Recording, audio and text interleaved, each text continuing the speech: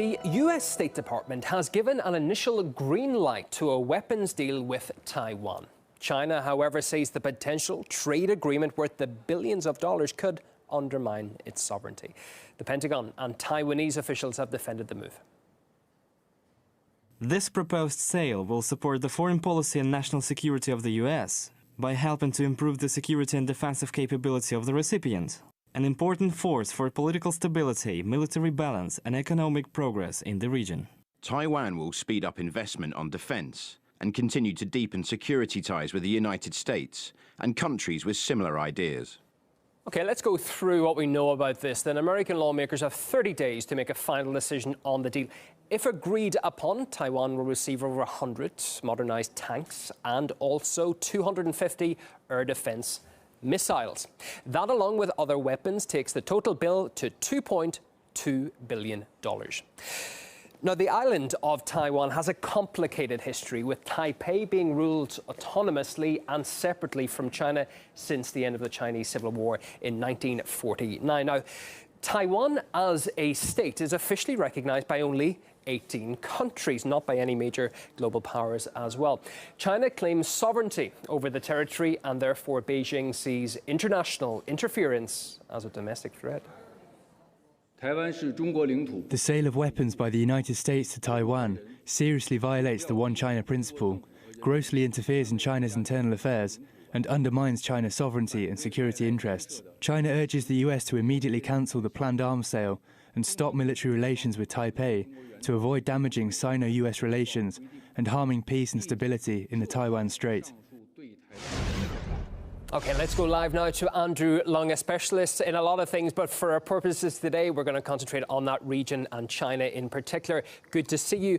How would arms sales to Taiwan help to ensure the region's security? Because that is what the Pentagon is arguing here. Well, from the point of view of the United States, Taiwan is not just Taiwan, it's part of a chessboard of Asia-Pacific security for the United States, in which the United States seeing itself as being dominant, and that dominance is being challenged by the rising China. So under the Indo-Pacific strategy, which Taiwan plays a part, the United States is going to strengthen the military capabilities of some of its allies, together with Taiwan, Australia, of course Japan, and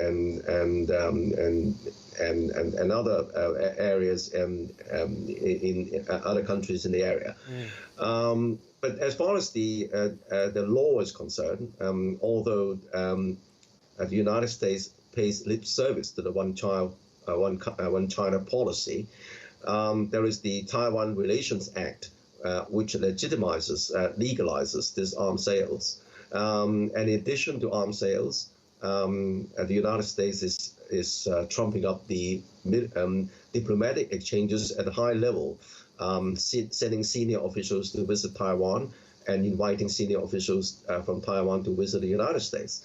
So the idea is to create Taiwan as a kind of unsinkable aircraft carrier, as a kind of a fortress to contain China. So I think that the arms sales must be seen in that context, as far as the United States is concerned. It's about the deeds, isn't it? The actions more than the words here. To what extent does the potential sale undermine Washington's, therefore, official position that Taiwan is a part of China?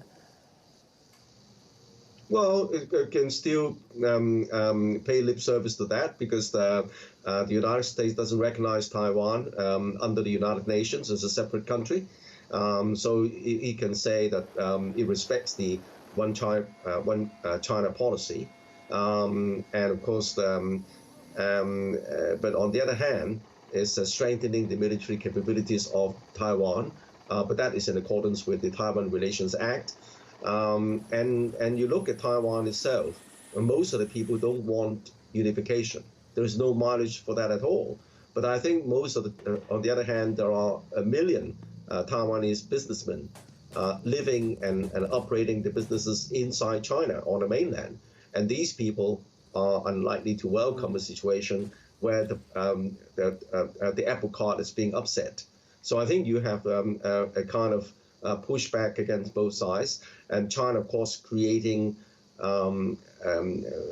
its influence in the South China Sea, creating fortified islands out of sandbanks, and so as to guard the passage of its trade and importation of energy and resources, and also expanding its navy.